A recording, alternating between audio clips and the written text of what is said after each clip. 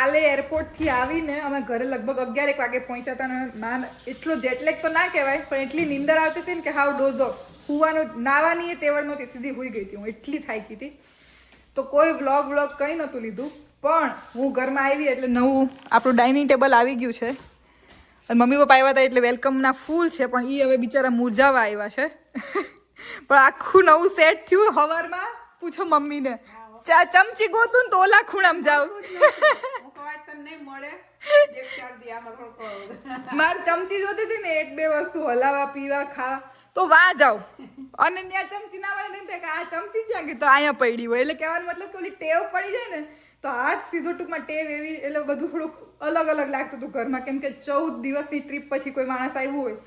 તો થોડુંક બધું આડાવરું થઈ જાય બરાબર ને કોકે મને ટ્રીપમાં પૂછ્યું હતું કે તારી જોબ કેવી રીતની હોય એટલે મેં કીધું 3 વર્ક ફ્રોમ હોમ ને ઓલું 2 મિક્સ હોય તો પૂછ્યું કયા દિવસે વર્ક ફ્રોમ હોમ હોય તો મને 2 થી 3 મિનિટ લાગી વિચાર્યું મેં કીધું મારું વર્ક ફ્રોમ હોમ કયા દિવસે હોય બોલ હું ભૂલી ગઈ હતી દશું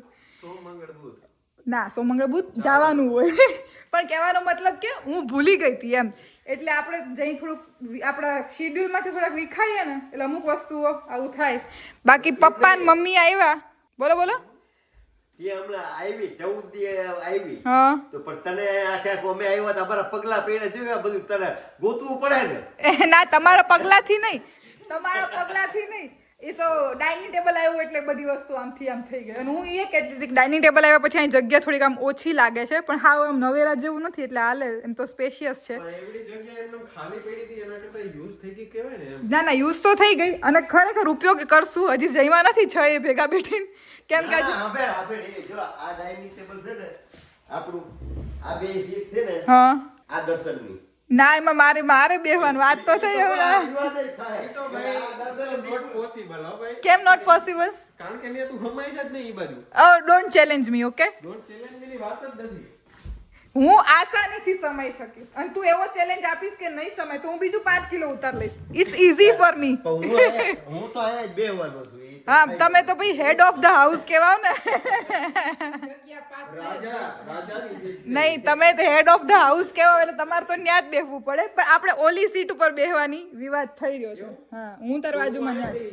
તું અહીંયા બેહી જાજે હો રેડી ઈ બે માંથી ગમે હાલશે ગમે અહીંયા હું બેહીશ રેડી તો તે દીપુની સીટ એ દીપાને દીપુની સીટ ગુમાવી નહીં દીપુભાઈ ને આયા બેસવાનું ને દીપુભાઈ ને આયા બેસવાનું કાં તો મમ્મી ને આયા બેસવાનું પણ અમે બે હું દર્શન આ સમજી લેવું બરાબર ને એ થાય ને તાર મમ્મી સામે બે યા આપને તો કઈ ના જ નથી જ્યાં બેહાડો હું તો અહીંયા જ બેસતી આપણે પેલા ઓલું હતું ને ડાઇનિંગ ટેબલ આઈલેન્ડ જૂના ઘરે હા જૂના ઘરે એમ જ બેસતી તો વળી ઓલાને એમ થયું કે હવે હાલો ડાઇનિંગ ટેબલ લઈ લે બધાયનો સમાન બધાય બેહાઈ જાય ઉપર નકર મમ્મી અમારા ચક્કરમાં નીચે બેસતા હતા ને મમ્મીને થોડા પગ દુખે તો ઈ અમારા ભેગા નીચે બેસે એટલે એમના માટે મજા આવે યસ બહુ મજા આવે અમે કેનેડા આવ્યા અને 3 વર્ષ થયા કોઈ ડાઇનિંગ ટેબલ પર ક્યાંય બેઠા નતા અમે 4 જણા ડેઈલી નીચે બેસીને જમતા હતા એટલે હવે આ કંઈક નીચે બેઠા જમવાની ટેવ પડી ગઈ ને તો અહીંયા પલોઠી વાળી બેહવું બનાવી ઉપર આ ઈ તો તારી આદત જ છે બટ મારી પણ આદત છે દર્શનની નહીં હું અમદાવાદ હતી ઇન્ડિયા મારા ઘરે મારા પિયર તોય હું ડાઇનિંગ ટેબલ પર પલોઠી વાળીને બેસું દર્શન તને તો ખબર હશે કે રેસ્ટોરન્ટમાં જાય ને તોય હું પલોઠી વાળીને બેસું એટલે મને ટેવ છે પલોઠી વાળીને બેસવાની મજા આવે હું ફ્લાઇટમાં કાલ આવી ને પલોઠી વાળીને બેઠી આવી હતી ફ્લાઇટમાં એમાં ઈ તો વિચિત્ર ના વિચિત્ર કઈ નહીં મને મારા જેટલી જગ્યા થઈ ગઈ હતી એટલે આ તો આપણે બે પગ બહાર નીકળે તો બાજુવાળા નડે ને ના થોડોક આમ હંકડાઈને બેસવાનું પણ પલાઠી વાળીને બેસવાની મજા આવે એટલે કહેવાનો મતલબ એ છે કે આ ફન મિસ થતું હતું ભલે તમે 14 દિવસની ટ્રીપ પર જાઓ કે મહિના દિવસની ટ્રીપ પર જાઓ એટ ધી એન્ડ તમે ફેમિલીને મિસ કરો તમારું ઘર મિસ કરો અને યાદ આવે જ એ અલગ વસ્તુ છે કે તમે જેન્ડર ફરવા ગયા હોય એ લોકો પણ તમને મિસ કરે આજ સવારથી જે અમારું ગ્રુપ હતું આખું ભેગા ફરતા હતા એ લોકોને મેસેજ આવે છે કે યાર યાદ આવે છે ટ્રીપ પણ it is what it is હવે વધારે મહેનત કરશું ને નેક્સ્ટ ટ્રીપમાં ફરી પાછા જાશું તો તમારે કંઈ કહેવાનું હોય તો કયો તું મારથી 1 અઠવાડિયું પહેલા આવ્યો છો તારે કંઈ શેર કરવું હોય તો એક અઠવાડિયું પહેલા આવ્યો પણ એવું લાગતું નથી કેમ હવે છે કે મેં હમણાં બેગ ખોલી ને હા બોલો લ્યો આવું કરે કોઈ મમ્મી એ 2-3 દિવસ થી અમે બે કેતી હું નનેરી હું તાર કપડાને ખોલ બેગું કાઢ તો ધોવાઈ જાય એમાં એવું કે ભાઈ લોન્ડ્રી ના અંતર વાળી હું ખોટું નાખી દઉં ઈ તો અમે જ કરવાનું સ્ટ્રેસ થઈ જાય ઓલા રાતે 50 પેટ થઈ જાય કરવાનું ભાઈ અમે બે કરવાની હતી પણ એની કાઢ્યા જ નહીં તો બે કાલના બધા હું પછી એને નહીં ખાને હું બધા રૂસવા હકેલા અટાણે ઘર રૂમમાં જાય ને તો એમ થાય કે બધી બાજુ કપડા ને બેગુન એટલે આમ હવે 2-3 દિવસ જ્યાં સુધી બધું હરખું નહીં થાય ત્યાં સુધી મજા નહીં આવે તો હવે કઈ હોય તો ઠીક છે નકર મળીએ જલ્દીથી મારે બોલવાનું છે. હું બોલો આમાં જો એક મેં કોમેન્ટ જોઈ હતી હા હું હતી કે આવડા વચ્ચે વચ્ચે બોલે પણ આપણે શું છે કોઈ તૈયારી કરી નહીં આપણે આમનો વિડીયો બનાવતો હોય ને એટલે આપણે વચ્ચે વચ્ચે ને એવું આવતું હોય. એનું હું કહી દઉં છું ઈ કદાચ એમ લાગતું હોય વચ્ચેમાં કેવું હોય ખબર ભાઈ ઘણા લોકો હે ને સ્ક્રિપ્ટ લખે પેલા કે હું આજે વિડીયો બનાવીશ ભાઈ આજે હું વિડીયોમાં આ બોલીશ પછી તું આ બોલીશ પપ્પા આ બોલશે ઓલી આ બોલશે અમારામાં એવું નથી ભાઈ અમારામાં જે અમારી અંદર આવે ને અચાનક યસ એ બોલાતું હોય નકર કેવું હોય કે આ બોલતી હોય હું મને કઈક મગજમાં આવ્યું હોય નો બોલું ભૂલાઈ જાય પછી સાચી વાત છે આપણે